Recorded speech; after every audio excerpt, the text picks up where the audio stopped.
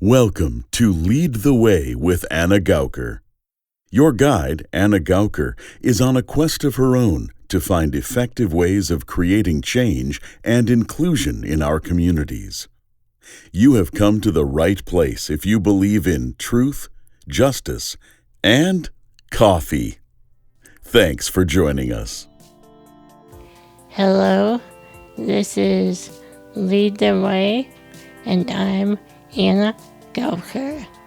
I recently had a conversation with the amazing Sandy Morales. She is CEO of Big Brothers, Big Sisters of Dane County.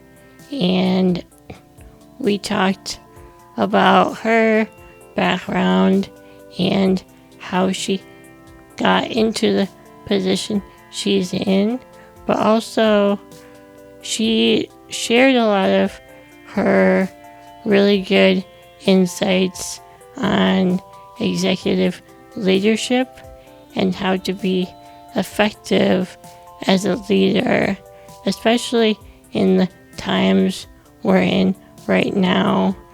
A lot of leaders of organizations and for-profit companies are struggling to keep a cohesive and positive work environment for their staff, even when working remotely, and maintaining those strong relationships. Work has really changed the way that we interact with work in our lives and the way that we see work in our lives. And Sandy really talked very eloquently about how she sees her role as a leader. And I think that you will really enjoy it. So, here is Sandy Morales of Big Brothers, Big Sisters of Dane County. Enjoy. I was hoping we could talk first a bit about your background. Can you tell us a bit about where you're from and what were some of your favorite things to do in the summer growing up? Oh my gosh. Wow. Okay. Well, a little bit about me. So I'm not from Madison. I grew up, I would say it's the western suburbs of Chicago. So about 45 minutes west of Chicago. And I, for the most part, grew up in a small town called Batavia, Illinois. Oh, Yeah. And are you familiar with I am Batavia? familiar. It's adorable. Yes, it is. So I remember when I went to college and I told people where I was from, everyone was like, Aldi, that's where the Aldi. Every time I buy we buy something from Aldi, the label in the back says Batavia, Illinois. And it's like, yep, that's because there's like a major distribution Really? or center there, I guess. Yeah. So Fun fact. I didn't know fun that. fact, yeah. So yes, I grew up in this small town. I mean, it's now it's like a suburb, and Yeah. it's like hip to live in a Yeah. in a little like a small town. But yes, and my dad actually his job was in Batavia, and so we moved originally from West Chicago. That's the town that it was called, to Batavia. And my parents bought a house. They're both immigrants. They both came to the U.S. from Mexico, and so my dad had gotten this job literally right before I was born, and then when my parents saved enough money to buy a house, they bought a house in Batavia, and so I went to so it was a town with like 4 elementary schools and like 1 middle school and 1 high school. And growing up in a smaller town, I was, there weren't a lot of, Latino or people of color, at least where the school where I initially went to. And now it's become a little bit more diverse, but yeah, I grew up in that kind of small town, and then I'm an only child. So a lot of my experiences, related to, now being at Big Brothers Big Sisters was that, my parents worked all the time, and I didn't really have a lot of like adults that I could essentially look up to for like career purposes. But I was a Girl Scout, so that was kind of cool. And I lived, I actually had a really, I would say, like, I lived in a neighborhood. I played with neighborhood kids.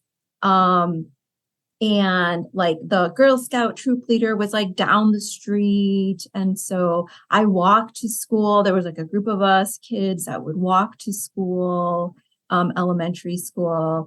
And so like that's kind of like some like cool experiences that I know necessarily doesn't kids don't get to experience today, but playing out on the streets, and my best friend like lived down the block. So that's what summers were like. Summers were outside playing, going to friends' houses. Summer was also, my one summer I remember is like when I started becoming really interested in volleyball. My best friend's sisters, they were twin sisters. They actually played for the high school volleyball team. And so my friend was like, "Oh, like I'm gonna go to this volleyball camp," and then she was like, "Do you want to come with?" And I was like, "Okay." So one summer, the summer before seventh grade, like I went to this volleyball camp, and then I tried out for the volleyball team in seventh grade, and I made it, which was really cool.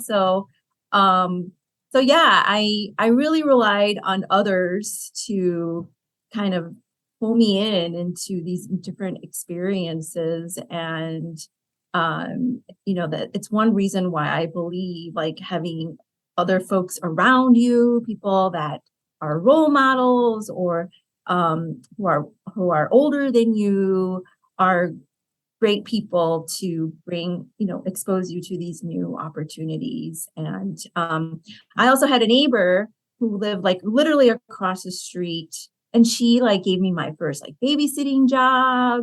And then during the summers, like she would take her kids to like water parks and stuff like that. And so I would tag along too.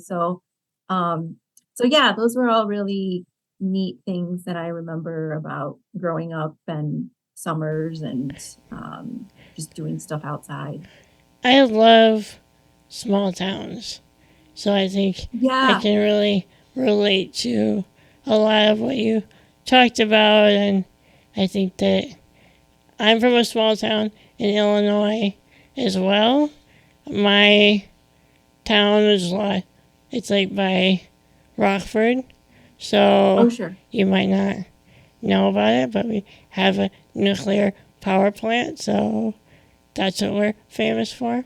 There you go. Um, so, but yeah, I think that just that small town atmosphere, and like, I know that I grew up strolling in my wheelchair in the middle of the street, and like, it started out as being like mainly uh, necessity because the sidewalks were terrible, so we would just go in the street. But now I'm like still used to that when I go home, because I'm like, the streets are for me.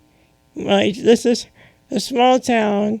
There's hardly any cars. Like, it's nice to just feel that sense of security and knowing who you're surrounded by and who the people are in your area that you can trust.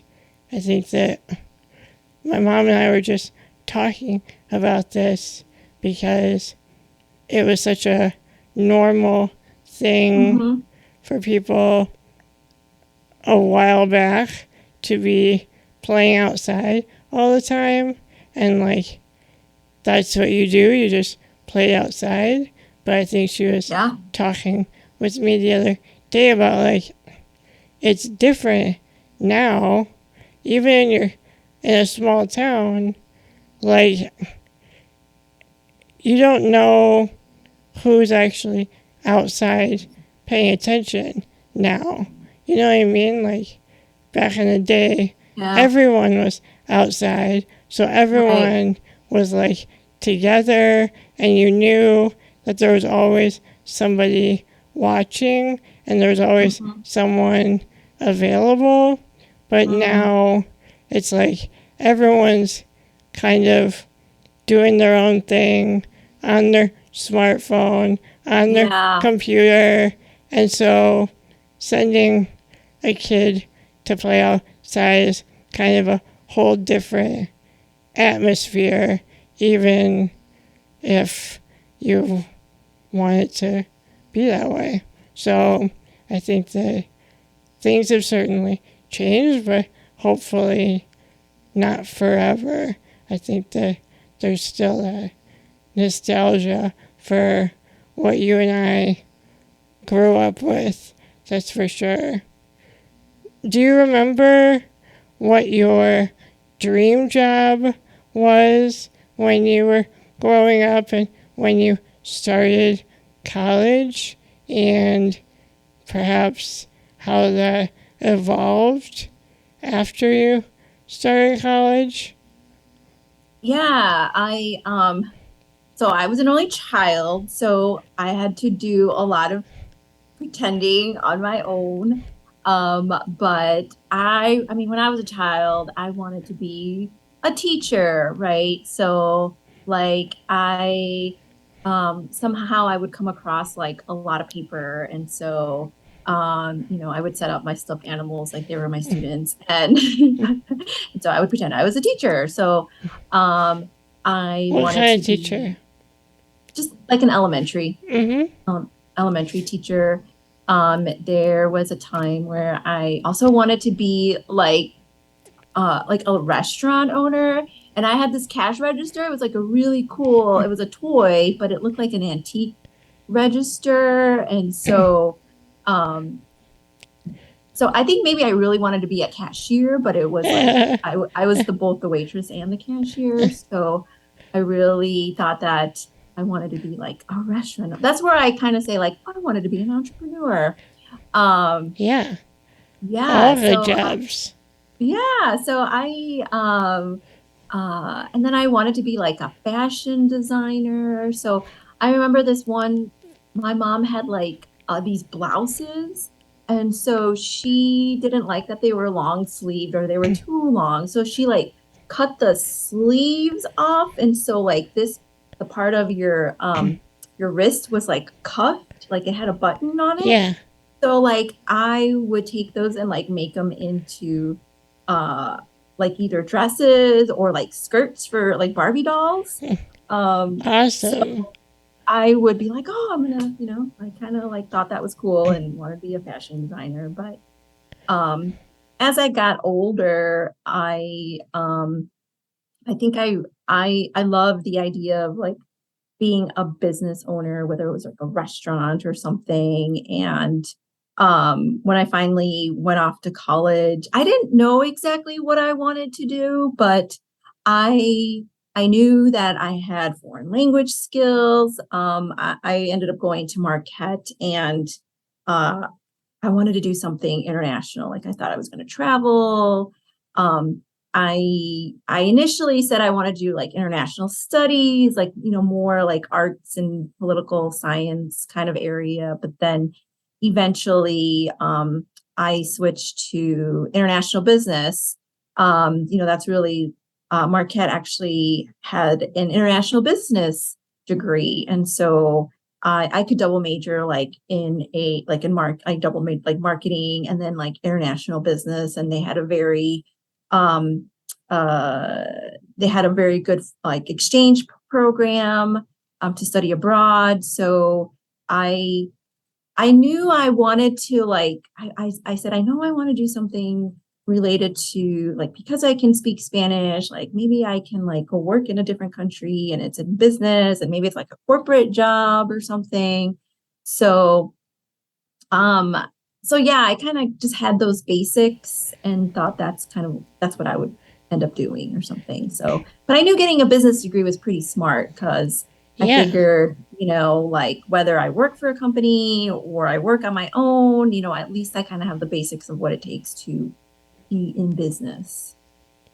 What did that like teach you exactly? Like, is it for a global corporation, kind of?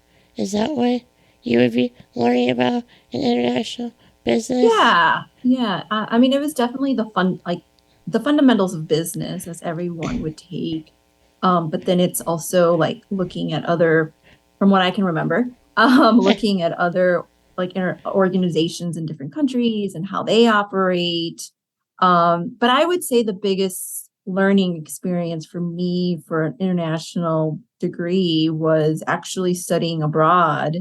Um, and being able to be part of a different culture. I mean, I ended up going to Spain, like San Sebastian, Spain, which is like on the northern part of Spain, kind of getting bordering France. And I thought, I know how to speak Spanish, even though they speak Basque there as well. I'm like, I know how to speak Spanish, like I should be fine. And yes, I was it was actually really different because while language was very helpful, like culturally it was very, very different than what I was used to. So it was at more for me, it was a culture shock, like Spanish, which I know, but like culture, like very different than US culture or even like Mexican culture was very, very different. So it was eye-opening. It was, I would say, I always tell this to folks that are going to college and if they have the opportunity to study abroad, like it definitely teaches, it gives you more self-awareness of like you being like you're the foreigner, like you are the person that essentially you are the odd person.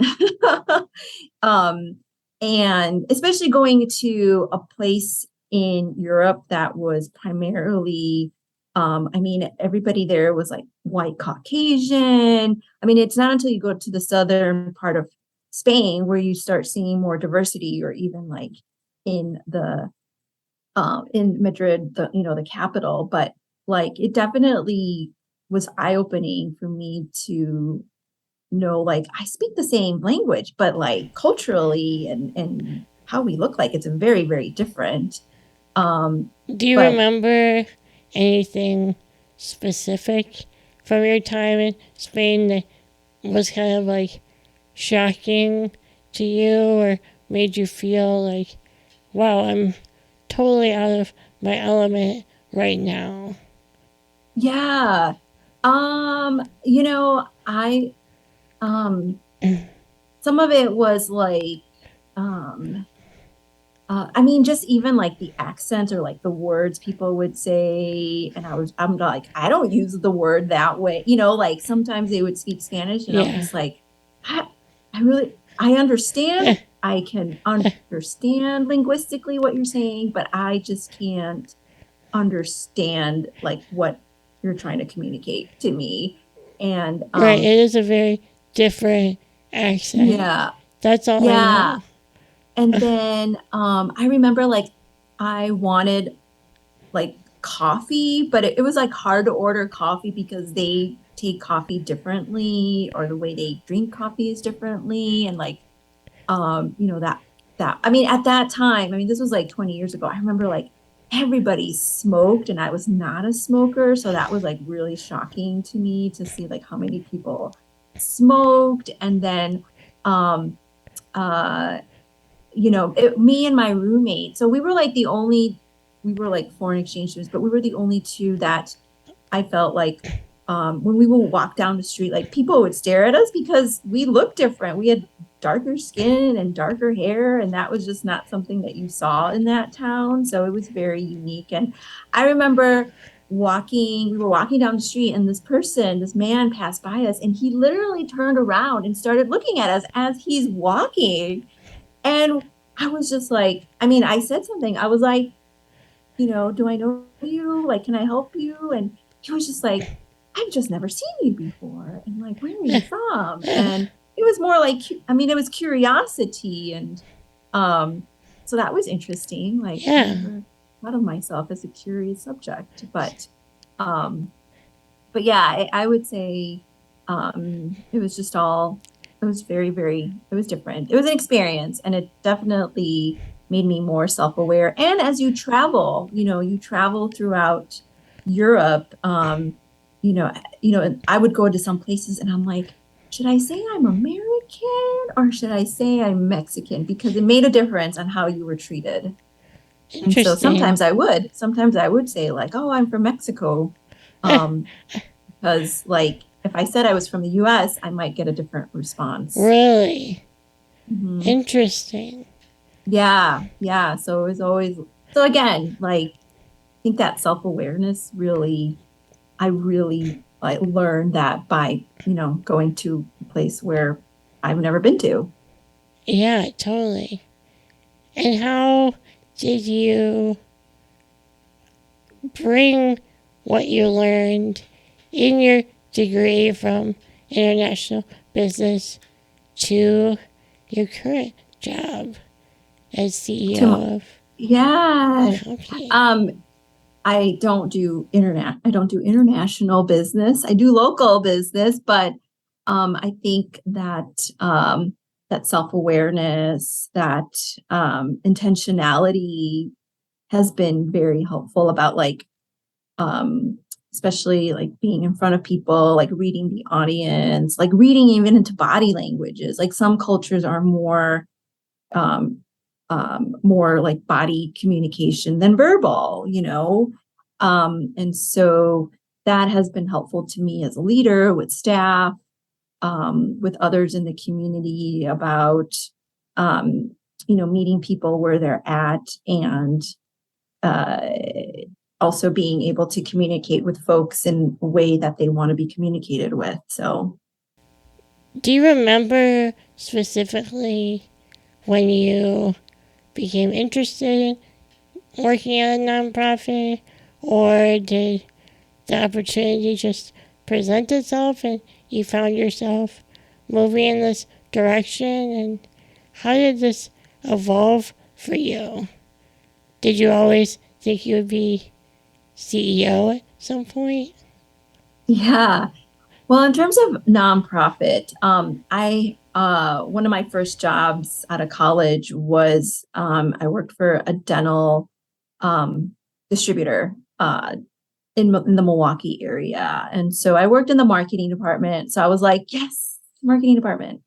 I was like, I felt at that time it was very important to use my degree, and so it's probably as close as international as I got was working for this dental distributor. I mean, it was corporate. They were an organization that had been recently purchased. Their headquarters were in New York, and the distributor had offices everywhere throughout the country. They essentially supplied all the dental market, all the dentists with supplies, with equipment. And so I worked in the equipment division of this organization. And back in 2000, this was like 2005, you recall there was Hurricane Katrina and how it hit like the New Orleans and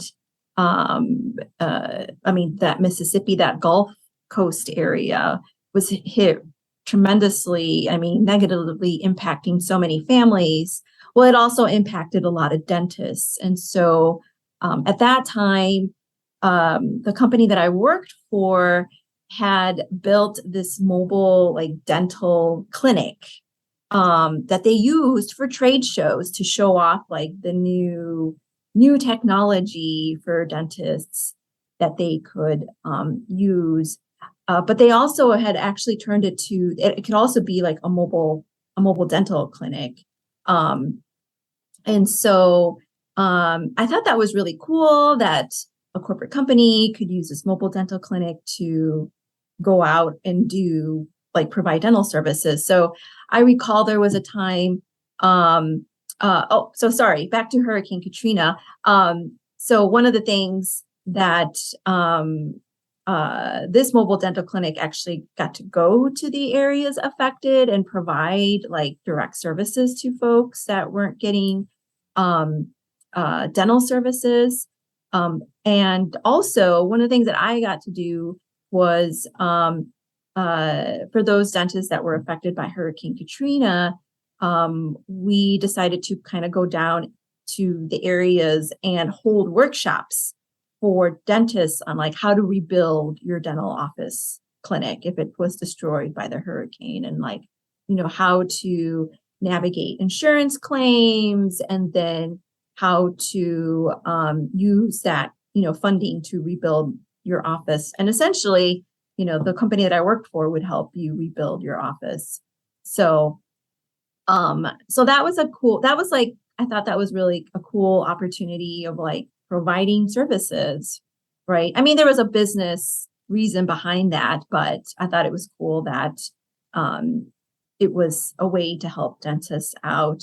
And then this mobile dental clinic actually came to Madison once and provided free dental services over at Glendale Elementary School. And so they asked me to tag along and provide interpreting services. So I thought that was cool to be able to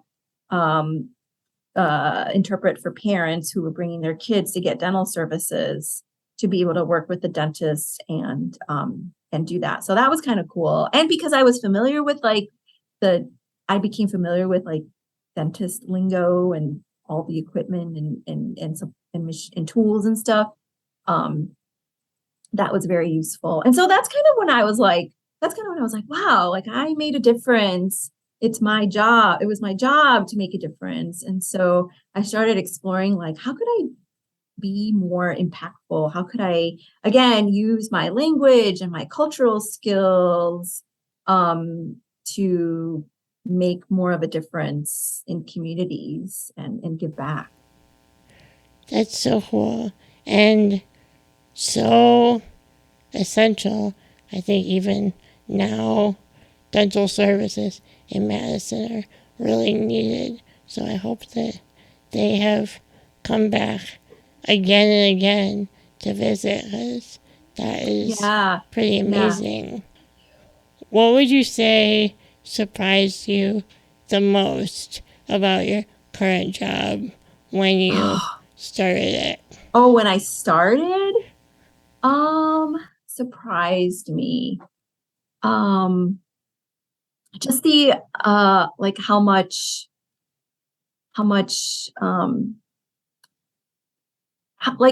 relationship building it is. Like the role is a lot about relationship building. It's, building relationships with your staff, with your board members, with your donors, with the community. I mean, you're really kind of setting the stage for what is to come in terms of initiatives and things that you want to cover and achieve. And at the end of the day, you can't deliver on the mission or achieve the goals that are embedded within the mission unless you have the people behind it, and making sure everyone's involved in the vision of where the organization should be heading and the goals.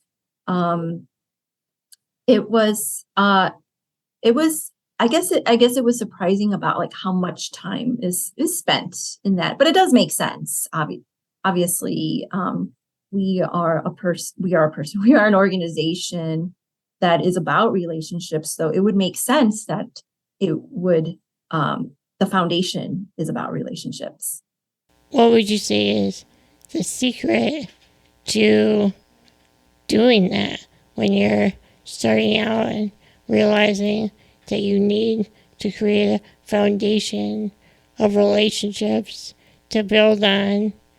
I mean, especially during the pandemic when people were working remotely, perhaps more than they are now. I think that's been a real challenge for a lot of organizations and companies to have that same kind of team atmosphere and Yeah. culture of relationships. Giving tips. Um, well, for me, our staff works hybrid. So, I mean, that is something that we knew that we had to put in place. We gradually came back. We gradually came back to the office. We gradually went from remote to now hybrid. Um, and so our staff is here during the week for the purpose of collaboration and staff meetings. So we tried to make sure like department meetings are on, so staff are in the office, for example, like Tuesday, Wednesday, Thursday. And so we're very intentional about making sure like all staff meetings are on Wednesday. And, our program has their team meeting on Wednesdays, and our fund development team has their team meetings on Thursdays. So some of it has been that flexibility of like, you can work on your own, as well as have a place here to collaborate, to share ideas, to come up with new initiatives as well. And then, as I mentioned at the beginning, for me, it's been very important to meet one-on-one with everyone. And I started it as a summer and like, oh, I'm going to take the summer to meet with everyone, right now with, 14 people. But the reality is like, I want to meet with everyone like once a quarter if I can. I have like so far in my conversations, I've just like learned so much from individuals, just asking them, how they're doing, how do they feel about the current role, about their role. And I would say like you just uncover so much. And sometimes it's a paradigm shift, like, and especially I would say during COVID, like when you don't see people, it's very easy to like fill in the gaps, of what they're up to or not up to. And so I really, this is an opportunity to be like, wait a minute, those gaps shouldn't be filled with that because this is the truth, or this is for what it is. And hearing it from people directly makes a huge difference. And so I would say for me, it's very important, again, to be intentional about like, what do I want to know from folks? What's the feedback that I'm seeking? And then meeting one-on-one with people so that they feel like they can provide me with that feedback, and then making sure I take it and do something with it. So, and that's just one thing, I think now that we're working hybrid and we're kind of getting used to that of being in the office, it's going to be important to start adding some more of those team building activity, just like building community amongst each other when we're here, on top of having one-on-one conversations.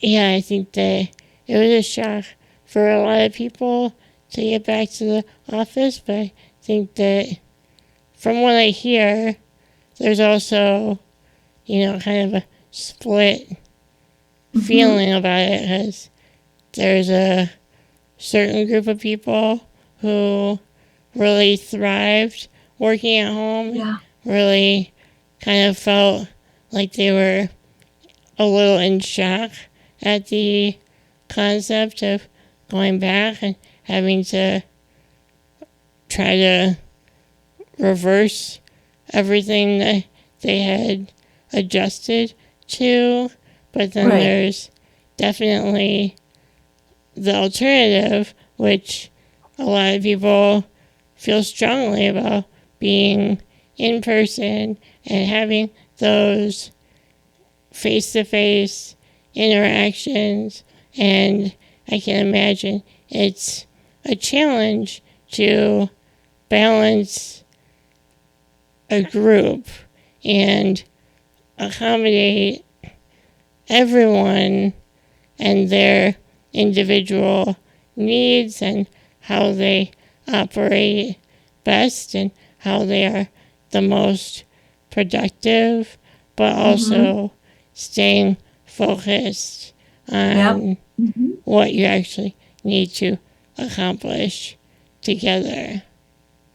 Right. Yes. It does, for me, it does definitely, I want that, I want that opportunity to, talk to folks and, I call it coffee meetings with Sandy. So like, it's like, I'll buy you coffee, and we can sit down and chat. And, uh, it was very, it was kind of cool in the summer because we have like coffee shops nearby. So it was nice to be able to like, let's walk to the coffee shop and chat. So, so people enjoy those things, like, oh, like a cup of coffee and getting to sit down with Sandy is, if anyone's going to listen to me and really take the feedback, it's going to be, the leader of the organization. I would imagine that would help to keep morale up as well when they know that they have a connection to you and everyone is working together and making time to connect on a regular basis. Right. Yeah. I mean, that kind of perfectly leads me to my next question, which I was going to ask. What are the most important values you demonstrate as a leader? Yeah. I would definitely say like transparency.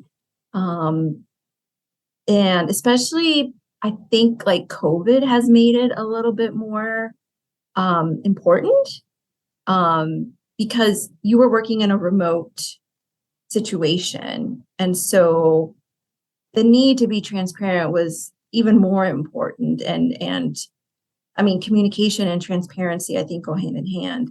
And the folks, our leadership team has really kind of challenged me with that in terms of, um, making it known to me like, hey, the staff really feel this way. Like you should really, now's the time to maybe put out this communication, or, hey, our all staff is meeting. I think they would really like to hear from you on this. So I think it's really important to surround yourself with, your leadership team that can really also provide you with the feedback. Doing the one-on-ones is a great way to obviously, meet with somebody, but like your leadership team is always going to be the one that's constantly providing you feedback on a daily basis. And, essentially, pinging you when it's like, it's time for this, or like, now, this is bubbling up. You really need to address it and, talk to staff about it. And so I think that's something that I value, but I'm able to, the transparency and the communication is something that is, I'm able to, do. Thanks to the leadership team that I have that pings me in that direction. And I think the other thing is intentionality. Um, uh, I think that's also a value that a leader has to have in terms of, um, being able to not just meet people where they're at, but I think it kind of goes again with like self-awareness, and like for me, like trying to always be a good listener and take those verbal and nonverbal cues to like figure out like how does this person is this person someone that like I can tell like whether they want to have an in-depth conversation or like they're ready to move on. And I think that's also important. And also the intentionality helps you with like recognizing staff as well. So like today we had a program meeting and our marketing manager did a phenomenal job just talking about our digital marketing presence. And so I made sure that after the meeting, just going to her and saying, that was great. I really loved how thorough you were. The slides, how it showed the growth. I think everybody appreciates the visuals. And so being specific also, like not just thanking them and saying great job, but great job for doing X, or for for the presentation, or really great job at being able to manage all these tasks. And you're doing it really, you set up this meeting and it went really well. And the follow through, I think those are things that you want to recognize staff for as well. Wow, I think that is such a perfect encapsulation, and I feel like a lot of CEOs could take some notes on that and how to like connect with people and be super personable and share feedback regularly. I'm sure that's a challenge when you're juggling so many different things. Yeah. How do you take care of yourself? Like in your off time, Yeah. do you have a certain thing that you like to do to refuel, or do you have a self-care routine, or is that just a fantasy?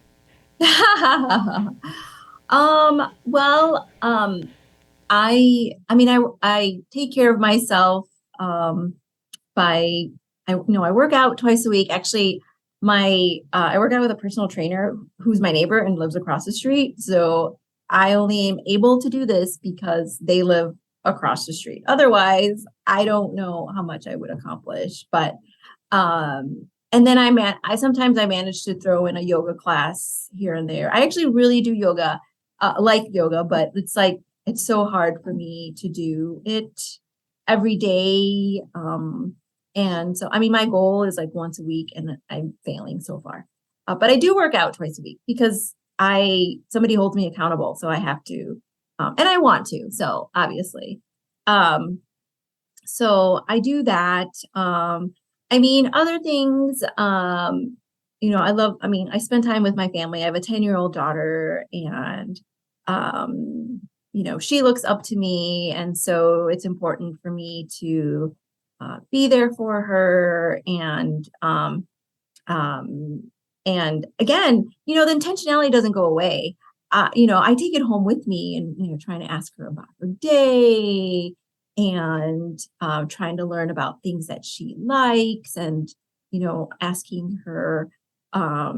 She has these really good friends, and always asking like, oh, did you play with so and so today, or like who of your friends did you hang out with today? Oh, what did you guys play during recess? Or I know you had art class today. What kind of art project did you work on today? So I don't know if that's self-care. But it makes me feel better that like I know what's going on. Sounds like you're being a good parent. Yeah, maybe I'm just being a good parent. But yeah, during the summer, well, when it's nice out, I do like to golf. So that's something that I have the skill I've acquired and still trying to acquire. But I do enjoy a good round of golf. It's a great way to be outside. So yeah, I think that's really about it. I'm not gonna like I do things here and there, but Yeah. overall, I just, like spending time with people and trying restaurants and trying new places. Do you think you're an extrovert or an introvert? Um, I've done like a survey before on these things, and I'm like almost like 50-50. I think I'm like 51% introvert and like 49% extrovert. But I lean more introvert.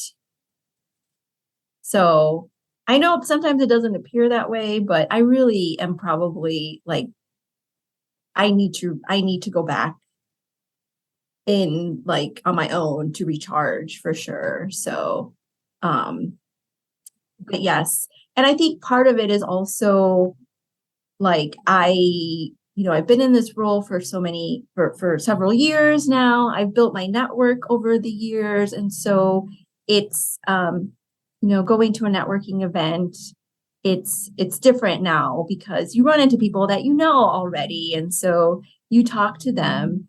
But uh, I think if I were to walk in a room where I don't know anybody, it'd probably be a little bit more challenging, to be honest.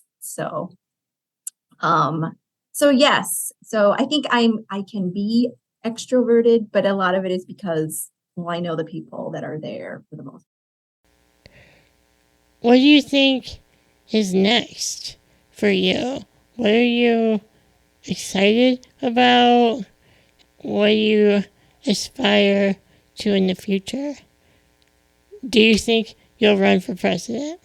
I will not run for president. Or would you No. ever get into politics in general? I've been asked that before, but I'm not sure. I get, it's not really something that I I see in the near future. I feel like um I would want things to happen now and fast. And uh I think in the nonprofit world, and especially in a small nonprofit, you can make things happen right away. Um and so I don't know. I won't say no to anything. I won't say like absolutely not, never say never. But it's not something that I've necessarily thought about as do like there's this role and I really want to, go for it. So, um, You said you want things to happen fast.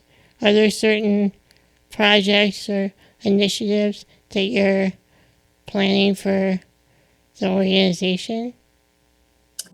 well, right now we are getting ready to launch our high school mentoring program, Mentor You, out in Marshall, Wisconsin. And so we are hustling right now to recruit mentors to meet with high school students once a month during the school year.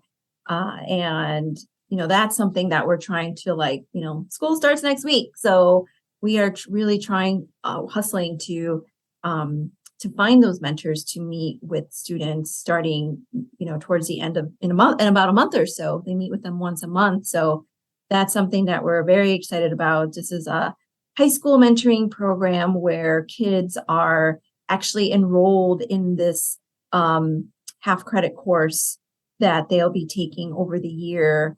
And every week, our Mentor You coordinator will be delivering curriculum um, during the last period of the day. And then we'll also be coordinating monthly, I guess, like meet and greets with the mentors, where the mentors come to school and meet with the students and really help them. It's kind of like our traditional mentoring program, exposing them to new opportunities, but really help them explore their aspirations and kind of their vision for the future. And I mean, some high school youth don't like they're trying to figure out what their interests are. And so the purpose is for this mentor to really kind of help bring that out. Like if every young person has a spark, and it's kind of like how do we like light that spark up even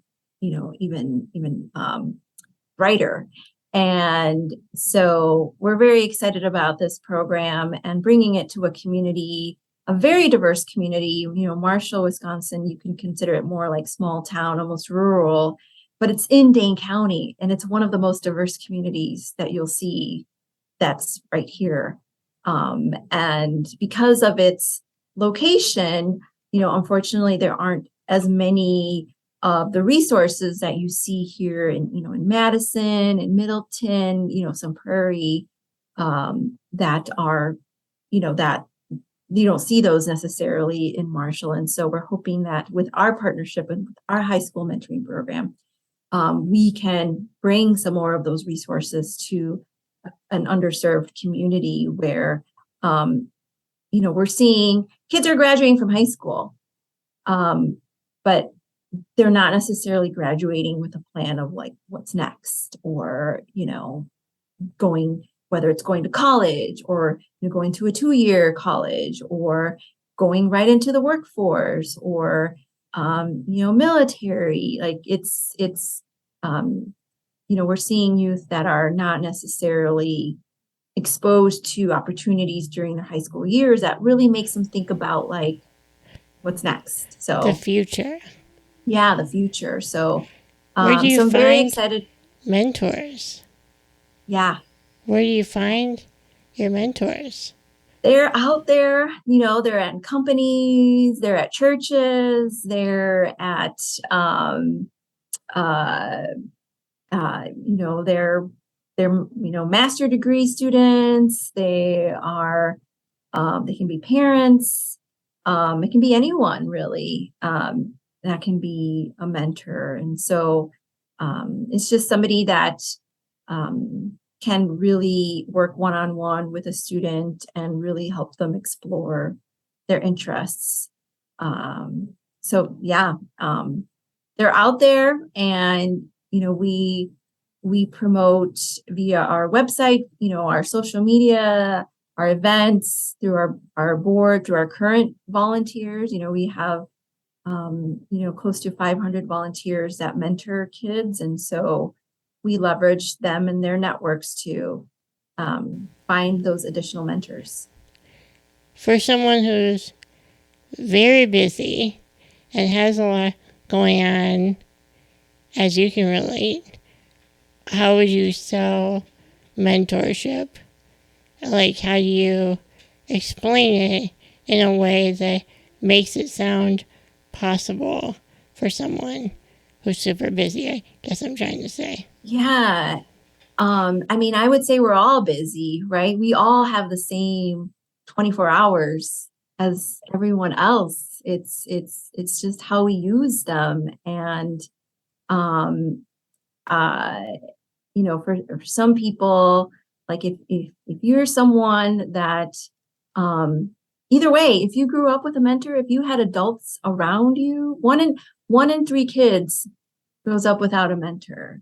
And so if you think about it, you look at yourself, and our parents are our first mentors, right? But even whether they were there or not, or you had others, you had grandparents, you had coaches, all those folks around you. Um, we see a lot of people coming, that the folks that are volunteering with us are folks who were like, I was mentored, and it's time, and whatever that looked like I want to pay it forward. And the other thing is, you don't have to do it by yourself. So people can mentor as a family with kids. People can mentor as 2 people. So whether they're in the same household or not, it doesn't have to be all on you. And it's just a great opportunity, and you learn so much. And that's what I hear from volunteers all the time. It's like, you feel like it's not just about like what you're doing for someone, but it's also like you gain so much on the opposite side. So it forces you to be present. It forces you to be intentional as well. And it also allows you to see how others exist in our community. Most of the kids that we're mentoring are our kids that don't have access to all the resources that perhaps like me, I have. And so now, now as an adult, and so it's really an opportunity to make a difference for our future, for our future youth who are going to be taking care of us one day. Exactly. Yes, exactly. Exactly. And so yeah, I think it's definitely for those that are you want to make a difference. And I know it's very cheesy to say like you can change the world, but the reality is like you can, because you change the world for one person. Well, I think my dog has decided that we're done. So this was perfect timing. Yes. But thank you so much for Yes. being so generous with your time and sharing your insights and your experiences with us.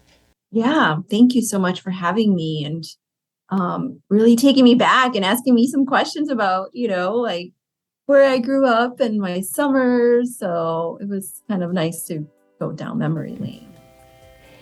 That was Sandy Morales of Big Brothers, Big Sisters of Dane County. Thank you again to Sandy. It was such a great conversation. I feel like I learned a lot, and I hope you feel the same way. If you want to learn more about the programs at Big Brothers, Big Sisters, or if you're interested in volunteering your time, please check out Big Brothers at bbbsmadison.org. Special thanks to Buzz Kemper for his voiceover artistry in the opening. This episode was brought to you by the time and talent of Tyler Willenbrink. I'm Anna Gauker. Until next time.